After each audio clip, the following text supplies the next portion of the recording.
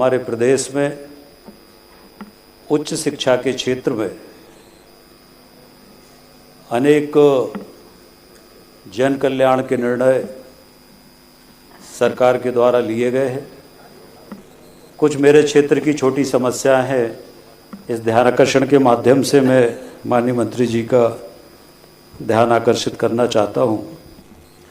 माननीय अध्यक्ष महोदय, मेरे विधानसभा में खुरई मालथोन बांदरी में शासकीय महाविद्यालय संचालित है, जिसमें खुरई महाविद्यालय में वर्तमान में स्नातक में 1714 तथा स्नातकोत्तर में 363 छात्र छात्राएँ अध्ययनरत हैं।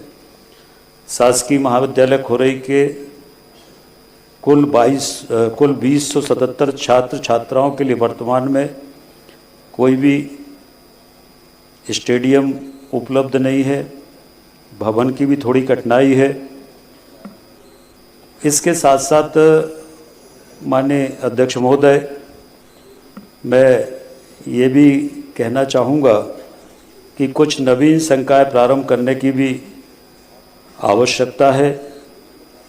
इसमें खुरई में विज्ञान संकाय में वनस्पति शास्त्र, रसायन शास्त्र, प्राणी शास्त्र, भौतिक शास्त्र व कला संकाय में अंग्रेजी साहित्य में स्नातकोत्तर पाठ्यक्रम तथा वाणिज्य संकाय में स्नातक पाठ्यक्रम प्रारंभ किए जाने की आवश्यकता है।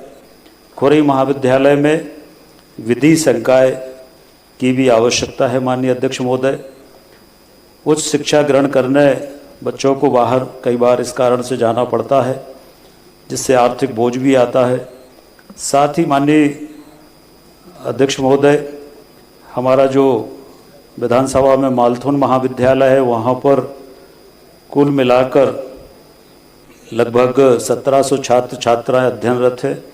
इसमें भी नवीन पाठ्यक्रम की आवश्यकता है। जियोग्राफी, हिंदी, राजनीति विज्ञान, इतिहास तथा विज्ञान संकाय में वनस्पति विज्ञान, जूलॉजी में स्नातकोत्तर पीजी की कक्षाओं की माननीय अध्यक्ष महोदय आवश्यकता है। साथ ही शासकीय महाविद्यालय बांदरी, जो कि मेरे विधानसभा में है, यहाँ पर कुल मिलाकर लगभग 900 छात्र छात्राएँ यहाँ पर अध्ययनरत हैं।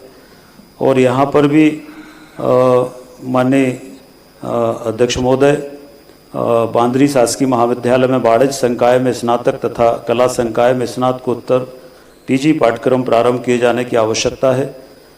शासकीय महाविद्यालय में माननीय अध्यक्ष महोदय, ये भी आग्रह करूंगा कि जो स्वीकृत पद हैं उस 22 हैं, उसमें 6 पद रिक्त हैं। हमारे मालथोन महाविद्यालय में 15 पद स्वीकृत हैं, जिसमें से 10 पद रिक्त है, तथा शासकीय महाविद्यालय बांदरी में 19 में से 14 पद रिक्त हैं। इस कारण से थोड़ा शिक्षण कार्य प्रभावित हो रहा है माननीय अध्यक्ष महोदय। इसके साथ साथ माननीय अध्यक्ष महोदय, यही माननीय मंत्री जी से आग्रह है कि वो इस पर सहानुभूतिपूर्वक विचार करके और जो हो सकता है उसको करेंगे, ऐसा मेरा उनसे निवेदन है।